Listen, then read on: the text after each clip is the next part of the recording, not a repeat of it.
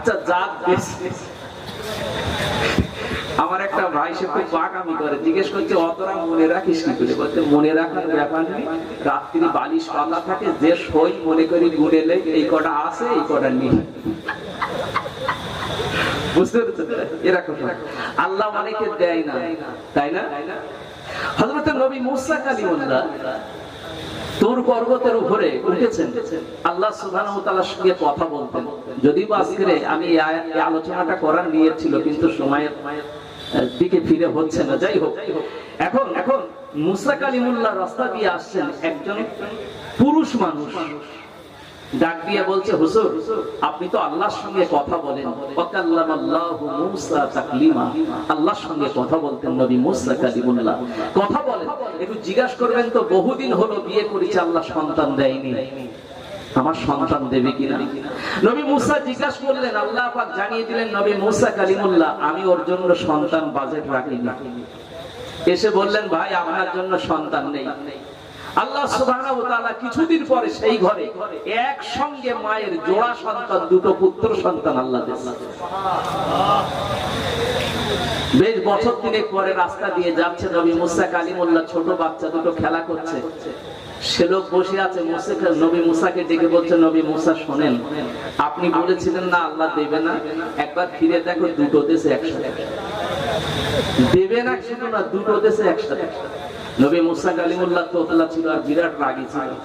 কি দেখার পরে এত রাগা রেগে গেছে, পাহাড়ের উপরে উঠে ডাক দিয়ে বলছে, আল্লাহ কোনো কথা হবে না, আগে বলেন আপনি দেবেন না বলেছিলেন দুটো দেশে, আল্লাহ কেন দেশে? মানে এত জিজ্ঞাসা করছে। আল্লাহ বলছে, নবী মুসা শোনো, আমি যে কেন দিছি তুমি শুনবে? বলছে হ্যাঁ। বলে যদি শুনতে চাও তবে আমি তোমার জন্য একটা প্লেট আর একটা ছুরির ব্যবস্থা করে রেখেছি, তাড়াতাড়ি করে একটু মাংসের গোশত এনে দাও। সারাদিন ধরে চললো, সন্ধ্যা পর্যন্ত কেউ একটু গোশত দিল না।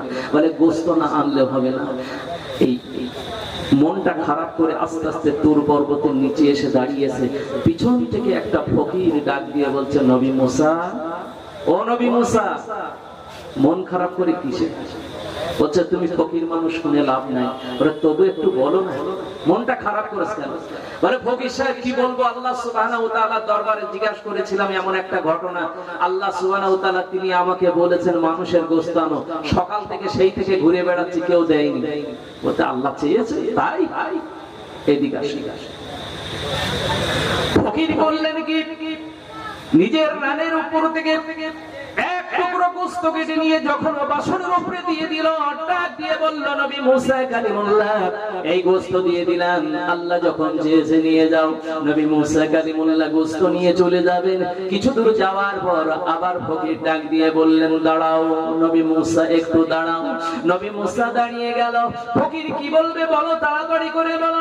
ফকির ডাক দিয়ে বলল, নবী মুসা এই গোশতটা নিয়ে যাওয়ার পর আল্লাহ পাক রব্বুল আলামিন যদি বলে ওই মানুষের যে জায়গার গোশত এনেছো এই জায়গার গোশত আমার কাছে পছন্দ নয়, অন্য জায়গার গোশত লাগবে, বলো একটা বার নবী মুসা তোমার আল্লাহ যেখানে বলেছে তোমাকে, আমার আল্লাহ রব্বুল আলামিন কোন জায়গার গোশত চেয়েছে বলো, কোন জায়গার গোশত চেয়েছে বলো। টাইম খুব শর্ট, কোনটা বলি?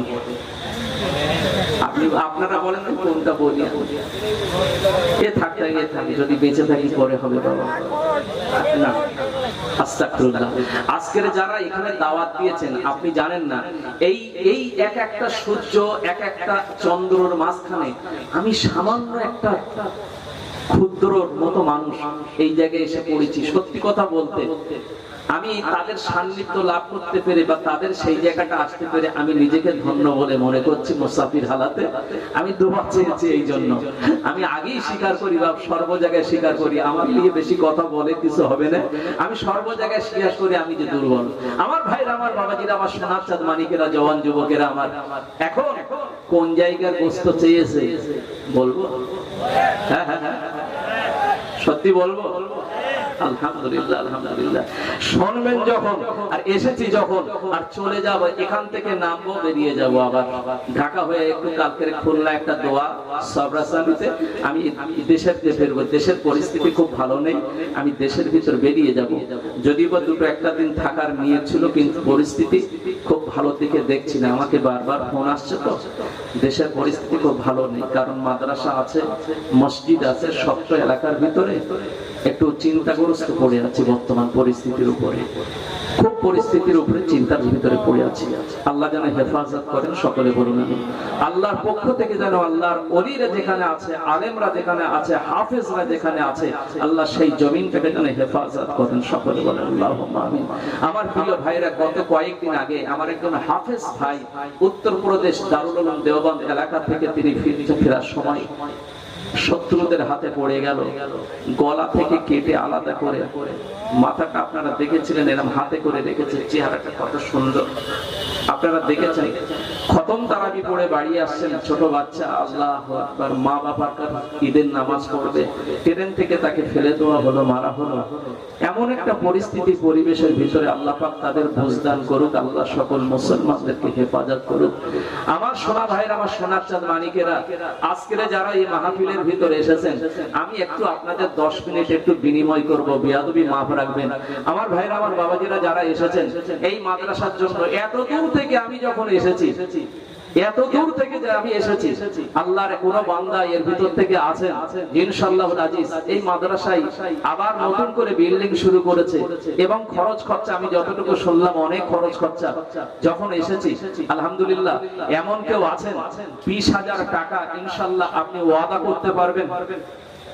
কোন একজন ব্যক্তি, আল্লাহর কোন বান্দা আছেন, আমি 50,000 চাইতাম, অন্য দেবেন 20,000 টাকা ওয়াদা করতে পারবেন একজন আল্লাহর বান্দা? একটু হাত তোলেন। কিংবা আমার কাছে বলেন, আমি একটু আপনার জন্য খাস ভাবে দোয়া করে যাই, আল্লাহ যেন কবুল করেন, এই মুসাফিরের দোয়াটা আল্লাহ যেন ফেলে না দেন। কোন ভাই আছে যে 20,000 টাকা আল্লাহর ওয়াস্তে আগামী বছরের ভিতরে, 1 বছরের ভিতরে দিতে পারবেন, ওয়াদা করতে পারবেন? তাড়াতাড়ি করে বলেন, একজন ব্যক্তি বলেন।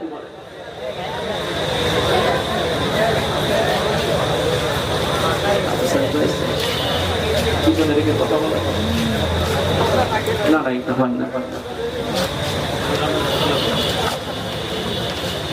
ভাই। 20,000 টাকা দাবি করেছে, হুজুর এসেছেন আলহামদুলিল্লাহ। যার করোনা গোষ্ঠী, যাদের সুন্দর এলহান আল্লাহ সুবহানাহু ওয়া তাআলা বিশ্বের মানুষকে শোনার তৌফিক দেয়, এটা তাকবীর দেন, নারায়ে তাকবীর, নারায়ে তাকবীর। আলহামদুলিল্লাহ এসেছেন আল্লাহ পাক। আমি খুব তাড়াতাড়ি, আমি পিছনে বক্তা রেখে আলোচনা করি না, এটা আমার অভ্যাসের বাইরে। আমি 20,000 টাকা দাবি করেছি। কোন মানুষ নাই যে একটা বছরের ভিতরে মাদ্রাসার অনুদান হিসাবে 20,000 টাকা দিতে পারবে? একজন মানুষ একটু হাত তুলে বলেন, আল্লাহর কোন বান্দা, যুবক, জওয়ান, ব্যবসায়ী কোন মানুষ যদি থাকেন, একজন হাত তুলে বলেন। আমি শেষে আরেকটা দাবি করে যাই, 10,000 টাকা দিতে পারবেন?